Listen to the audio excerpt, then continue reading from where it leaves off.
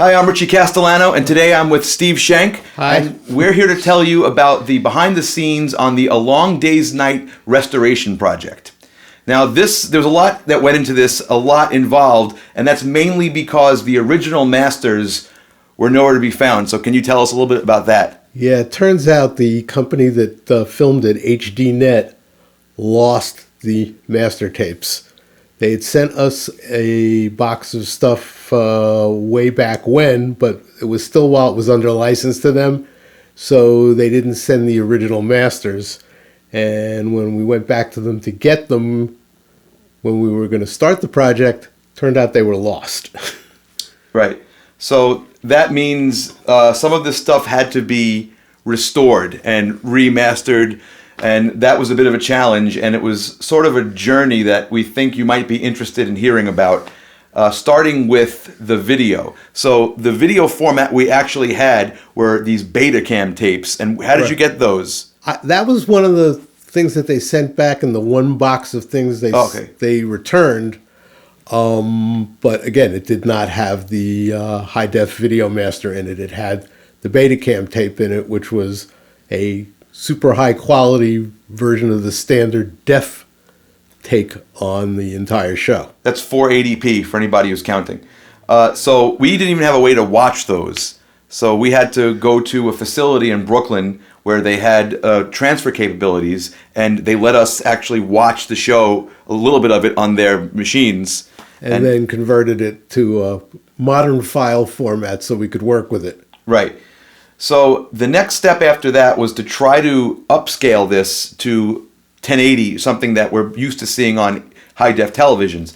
But that also posed a challenge because there was not a lot of data there to upscale. I mean, there's a lot of different methods. You can just do the Adobe has a lot of software solutions where you can make the picture bigger and it fills in some of the blanks, but that wasn't quite working. And we also used, at one point, this artificial intelligence. We tried several. We downloaded several different right. overseas software solutions that were not a solution to our problem. Exactly. So after that, you actually reached out to your tech guru. Right. So one of my best friends, a guy named Tony Sabatini, who also, for BOC aficionados, is really good friends with George Geranius. Anyway, in fact, Tony actually helped put together Richie's computer that runs this studio. Right. Thank you, Tony. Anyway, and I had mentioned to him what we were going through trying to come up with a way to upscale this. And he says to me, my friend Dave Satin. And I go, yeah, of course I know Dave, because Dave's a guy who works in the movie industry now, but way back when was actually on the camera crew for the Black and Blue video shoot at Nassau Coliseum in 1980. Anyway, Dave works in upscale movies these days, and he had access to a hardware solution for this that was way better than anything we were ever going to come up with. Basically, it was a $500,000 machine that is used, they used in some feature films like the Mr. Rogers film, among others. Anyway, he took our raw video files and he ran them through this machine that he has and did an upscale job that's as good as it was possibly ever going to be. Yeah. We were both very impressed with the results. It looked way better than anything else we tried, and it looked way better than the original raw footage. Yeah, agreed. Now, can you talk about back in 2002, right? That's when this was originally released. Yep. Can you talk about the production, like how this was done? Well, it was done very, very quickly. It was recorded in June, and it was for sale by October. So we really had to work extremely quickly because we were on a deadline. We had to make a release date. We knew it when we did it, when we did the deal, but it was still a bit of a challenge. So ultimately what ended up happening was we probably ended up having to cut a few corners, especially on the audio mix, which was done by an engineer who was recommended to me at the time. We knew there was room to improve this, so Richie and I kind of went to town on this, and I'll let him tell you exactly how we attacked this issue. So without the original masters, what we ended up doing was ripping the 5.1 audio off the original DVD. And now that we had 6 channels, we got a little bit of isolation instead of just having a regular mix to go off of.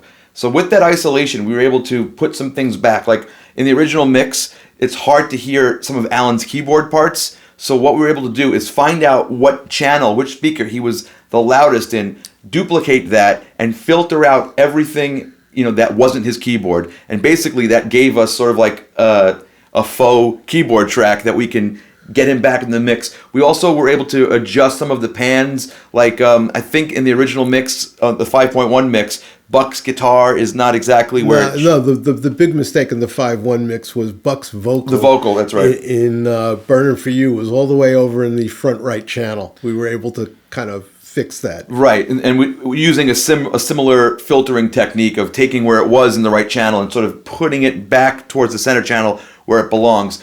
And we really painstakingly went through the entire show this way, trying to sort of correct things as we went the best we could with what we had. And so we're pretty proud of the result, and we think it's going to be a different listening experience and a better listening experience than the original release. It sounds way better.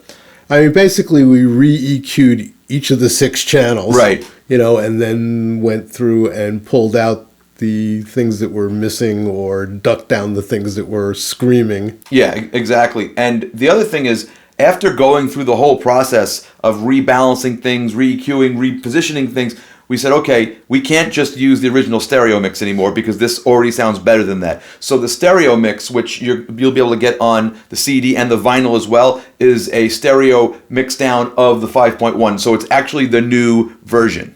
Right, it's the re-EQ'd version. We did a fold down of the 5.1 to stereo, and it sounds way better. Yep. Then that's not all we did. We also redid some of the menus, and even we have a new opening animation on the disc. Actually, that's the main menu right back there from our session. So there's a lot of new stuff in here for you to see. It's not just basically like a rewrapping of the old concert. We put some work into this, and we think you'll be happy with the result. It's better. Yeah. I mean, in no uncertain terms, it's better.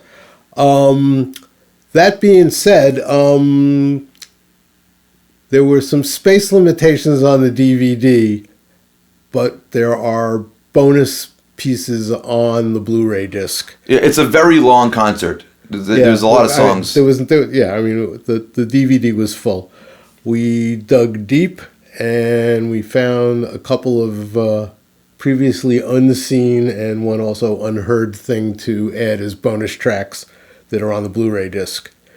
On the night of the original shoot, I walked away with a box of tapes from the video truck, which were mini DV tapes of what the director, shot that night, his edit. Mm-hmm. And I also walked away with some stuff from the audio truck. And I hadn't seen these things since 2002 probably. And I went on a deep dive ripping through every mini DV and DAT tape in my house trying to find stuff because I knew there were a couple of tracks there that had not seen the light of day. I found the DAT from the audio truck, but I couldn't find the mini DV tapes. Turns out Richie looked in the box where the Betacam tapes were, and there they were.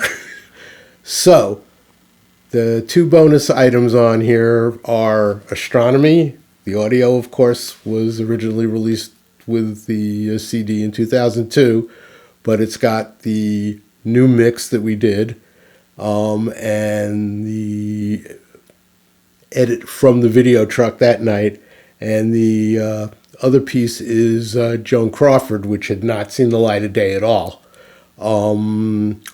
The video, once again, comes from the video truck edit that night. So that's still in 480. Yeah, that was just on a mini DV tape. And the audio from that, originally when we first looked at it, we thought, oh, we're going to have to use this audio, which was the audio from the camera that night. Mono.